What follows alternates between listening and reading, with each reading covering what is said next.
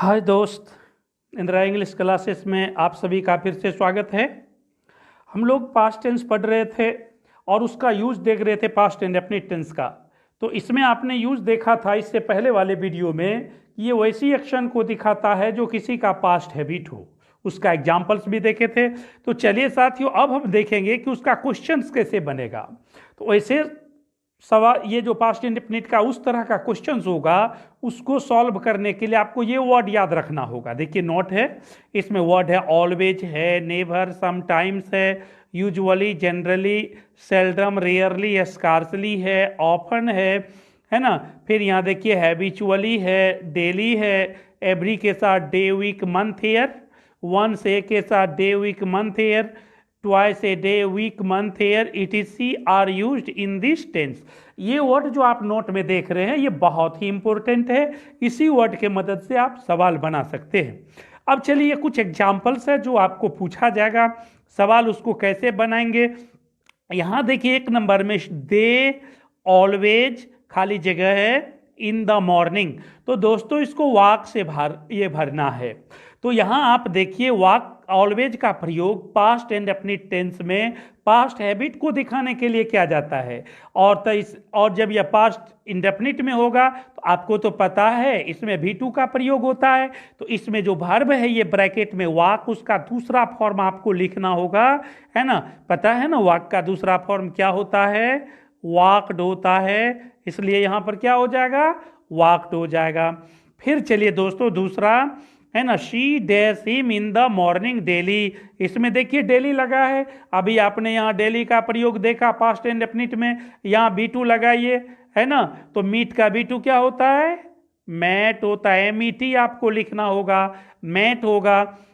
फिर देखिए आई खाली जगह है, ऑफन है, द पुअर यहाँ हेल्प से भरना है। ऑफन का प्रयोग भी पास्ट इंडेफिनिट में पास्ट हैबिट को दिखाने के लिए होता है। इसमें भी आपको वर्ब का सेकेंड फॉर्म देना होगा।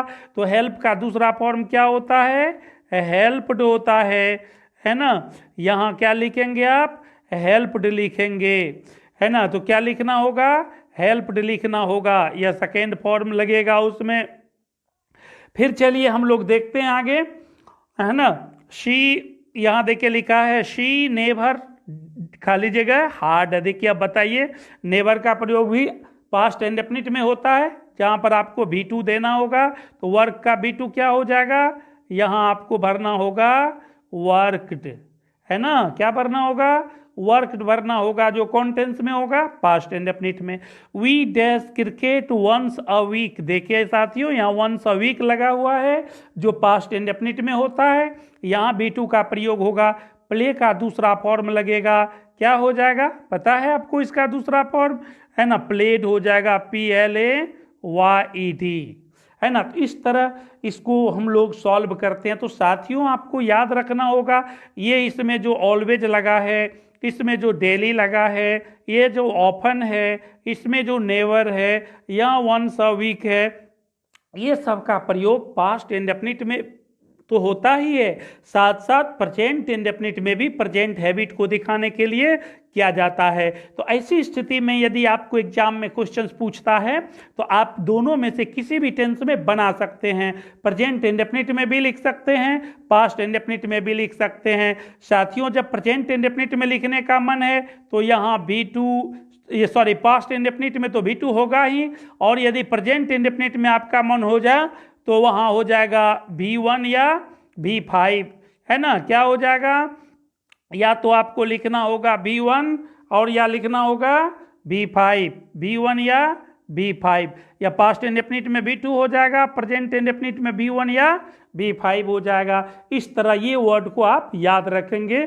चलिए हम लोग अगला यूज देखते हैं, पास्ट इंडेफिनिट का तीसरा यूज देखते हैं, है ना। देखिए लिखा है, यहाँ देखिए लिखा है टू शो, दिखाने के लिए, present unreal situation in the following structures. Present यानी वर्तमान के अवास्तविक स्थिति को दिखाने के लिए इसका प्रयोग, है ना, ये निम्नलिखित स्ट्रक्चर्स में किया जाता है। इसका स्ट्रक्चर देखिए दोस्तों, हिंदी भी लिखा है, वर्तमान की अवास्तविक स्थिति को दिखाने के लिए निम्नलिखित स्ट्रक्चर्स में देखिए आप स्ट्रक्चर्स, है ना, इसका स्ट्रक्चर्स, है ना, पहला एक नंबर में ही दो तरह का स्ट्रक्चर होता है। देखिए लिखा इफ, है ना, तब है subject plus B2 oblique where. यही साथियों यहाँ पास्ट एंड अपनी टेंस हो जाता है। यहाँ B2 या वेयर है, तब ऑब्जेक्ट है, तब कोमा है, तब subject plus would oblique could plus B1 plus object होता है। तो भाइयों यहाँ आप देखिए, ईफ से लेकर ये कोमा तक ये सबऑर्डिनेट क्लॉज है ना, और कोमा के बाद ये पूरा मेन क्लॉज है। इसको आप उलट भी सकते हैं। तो ये नीचे देखिए और करके हम लोग लिखे हैं, है ना, subject would oblique could plus B1 plus object को आप पहले यहाँ पर देखिए लिख दिए, है ना। तब ईफ वाला पार्ट जो सबऑर्डिनेट क्लॉज है उसको यहाँ से इधर लिख दिए, है ना। तो आप देखिए यहाँ दो क्लॉज हो गया, एक हो गया सबऑर्डिनेट और एक हो गया मेन क्लॉज। सबऑर्डिनेट क्लॉज में दोस्तों खाली होगा तो यहाँ B2 या वेयर हो जाएगा, और मेन क्लॉज में यदि खाली होगा तो यहाँ हो जाएगा वुड, है ना, वुड ऑब्लिक कुड, है ना, और प्लस हो जाएगा B1, वुड या कुड प्लस B1। तो यहाँ भी ब्रैकेट में आप देख रहे हैं, यदि सबऑर्डिनेट क्लॉज खाली होगा तो B2 या वेयर लिखना होगा, मेन क्लॉज खाली होगा तो वुड या कुड प्लस B1 लिखना होगा।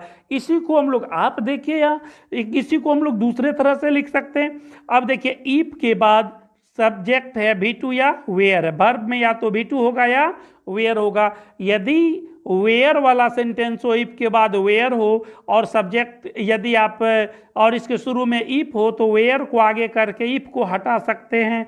इससे मीनिंग में कोई चेंज नहीं आती है। उसी स्ट्रक्चर्स का दूसरा फॉर्म है यह। तो याद रखेंगे, यदि ऐसे सेंटेंसेस में बी आपको दिया भरने के लिए तो उसके जगह पर आपको वेयर देना है। यदि बी को छोड़कर दूसरा कोई वर्ब है तो उसका सेकेंड फॉर्म सबऑर्डिनेट क्लॉज में देना होगा। चलिए दोस्तों, अब एक एग्जाम्पल के माध्यम से हम लोग देखते हैं कि इसका एग्जाम्पल कैसा होता है ना। देखिए देखिए यहाँ लिखा है कैसा होता है, प्रेजेंट अनरियल सिचुएशन। यदि वह वहाँ जाता, है ना, तो मोहन उसे मदद करता। तो जिसके बारे में हम बात कर रहे, क्या वो वहाँ जाता है? नहीं जाता है। क्या मोहन उसको मदद करता है? नहीं करता है। हम लोग सिर्फ इमेजिनेशन कर रहे हैं, कल्पना कर रहे हैं दोस्तों। तो ये ऐसा ही सेंटेंस अनरियल सिचुएशन होता है। ये जो पहला पार्ट है, तो से पहले ये सबऑर्डिनेट क्लॉज है, और तो के बाद इधर जो आप देख रहे हैं वह मेन क्लॉज है। तो इसका अंग्रेजी, यदि वह वहाँ जाता, तो यहाँ देखिए इसका अंग्रेजी इफ ही वेंट देयर। यदि वह वहाँ जाता का क्या अंग्रेजी हो गया? If he went there. यहाँ जो तो है बीच में आप देख रहे हैं, इसका अंग्रेजी कोमा दे देते हैं हम लोग। तो का अंग्रेजी क्या हो जाता है? कोमा। अब मोहन उसे मदद करता, ये मेन क्लॉज है। मोहन वुड हेल्प हिम, यहाँ जो वुड है वहाँ कुड भी दे सकते हैं। वुड या कुड का प्रयोग आप कर सकते हैं। क्लॉज को उलट भी सकते हैं भाई। यहाँ देखिए लास्ट में मेन क्लॉज है, तो मेन क्लॉज को आप और दे करके देखिए लिखा हुआ है मोहन वुड हेल्प हिम। तो यहाँ मोहन वुड हेल्प हिम पहले दे दिए, तब if he went there, if he went there. तो इस तरह सबऑर्डिनेट क्लॉज के जगह पर मेन क्लॉज और मेन क्लॉज के जगह सबऑर्डिनेट क्लॉज होता है। इससे मीनिंग में कोई चेंज नहीं आती है। अब चलिए दूसरा एग्जाम्पल्स। यदि मैं राजा होता, है ना, तो मैं उसे मदद करता। तो क्या मैं राजा हूं? नहीं हूं। क्या मैं मदद करूंगा? नहीं करूंगा। सिर्फ ये सोच है मेरी। तो यही है अनरियल सिचुएशन। तो देखिए यहाँ पर, यदि मैं राजा होता तो मैं उसे मदद करता। तो ये हो गया सबऑर्डिनेट क्लॉज, ये हो गया मेन क्लॉज। दोनों में से किसी का भी अंग्रेजी पहले बनाते हैं।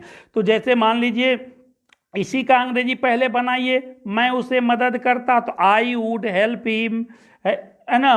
देखिए लिखा है ना, उस, है ना, उससे, यहाँ उससे है ना, ये मैं उसे, यहाँ चूंकि यू हो गया, लेकिन दोस्तों याद रखिए यहाँ हिम होना चाहिए। आई वुड हेल्प हिम, यहाँ हिम हो जाएगा, है ना। If I were a king, यदि होता होती रहता है सब्जेक्ट में, तो वहाँ सेंटेंस में, तो वहाँ सब्जेक्ट के बाद वेयर देते हैं, सब्जेक्ट कोई भी रहे। इसको उलट भी सकते हैं। यदि ये सब, इसका अंग्रेजी भी पहले बना सकते हैं, यदि मैं राजा होता, if I were a king. देखिए लिखा है, तो मैं उसे मदद करता, I would help you. You नहीं होगा दोस्तों, यहाँ हिम हो जाएगा, इसको याद रखिए। फिर जैसे देखिए इसको, देखिए इसमें वेयर है, वेयर को आप हटा भी सकते हैं, सॉरी ईफ है, ईफ को हटा भी सकते हैं, तो वेयर को आगे लाना होगा। Were I a king I would help you. फिर याद रखिए दोस्तों, यू के जगह पर हिम हो जाएगा, प्रिंटिंग में गलती है ना। इस तरह ये अनरियल सिचुएशन को दिखाने के लिए इसका प्रयोग किया जाता है। चलिए अब हम इससे रिलेटेड कुछ क्वेश्चंस देखते हैं, सवाल देखते हैं कैसे बनता है ना। उस सवाल को हम लोग अच्छी तरह समझ लेंगे, है ना।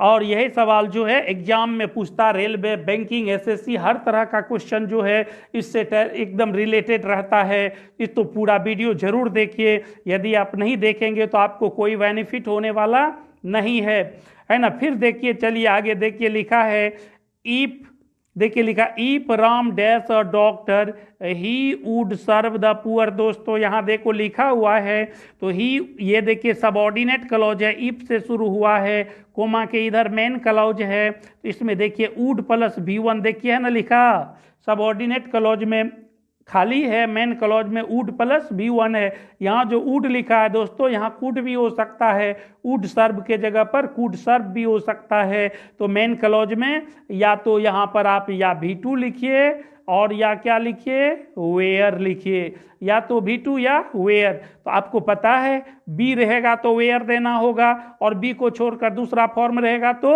क्या देना होगा, V2 देना होगा।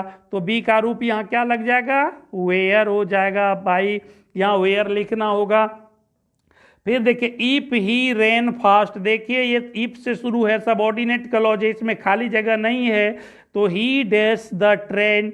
तो ये देखिए मेन क्लॉज है, इसमें खाली है, तो सबऑर्डिनेट क्लॉज में देखिए रेन लगा है, यहाँ जो V2 है पास्ट इंडेफिनिट में है, इसलिए मेन क्लॉज में है ना, या तो आपको वुड देना है या तो कूड देना है, तब प्लस V1 देना है, वुड या कूड प्लस V1। तो यहाँ बताइए क्या देना है आपको, ही के साथ वुड या कूड में से कोई एक दीजिए, कैच तो है ये है, तो यहाँ हो जाएगा क्या, वुड कैच, क्या क्या हो जाएगा, वुड कैच हो जाएगा। तो इस खाली जगह में आपको लिखना होगा वुड, WOULD, है ना, कैच। अभी जहाँ वुड लिखे हैं वहाँ कूड भी आप लिख सकते हैं।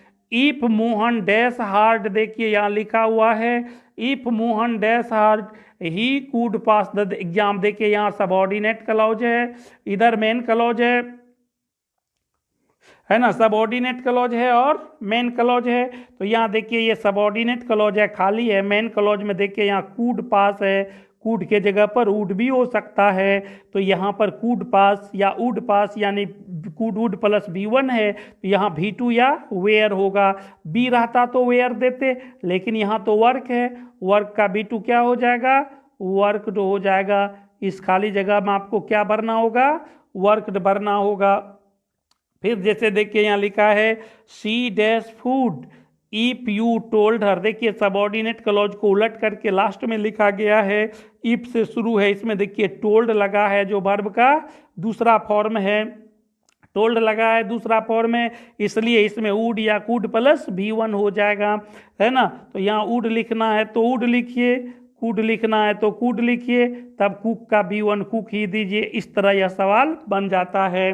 फिर जैसे देखिए दे वुड सपोर्ट हिम, यह देखिए मेन क्लॉज है, इसमें वुड प्लस V1 है, और ये देखिए इफ से शुरू है, इधर सबऑर्डिनेट क्लॉज है, तो इसमें वुड या कूड प्लस V1, देखिए वुड प्लस V1 लगा हुआ है, तो इधर या तो आप V2 देंगे या वेयर देंगे, बी रहने पर वेयर हो जाता है। तो इस खाली जगह में आपको क्या लिखना है, वेयर लिखना है, और बी के जगह दूसरा फॉर्म रहता तो उसका सेकेंड, दूसरा वर्ब रहता तो उसका सेकेंड फॉर्म देते, वैसे ही भी सेकेंड फॉर्म है।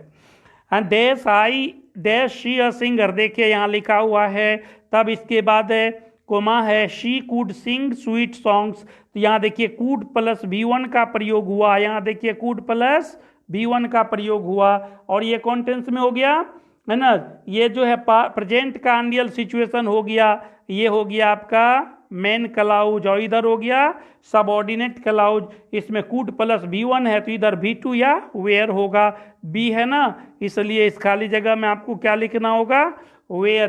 तो इस तरह हम लोग सवाल को सॉल्व करते हैं दोस्तों, है ना। यदि यह वीडियो आपको अच्छी लगी हो तो लाइक, शेयर और सब्सक्राइब करना नहीं भूलेंगे। Thank you for watching this video.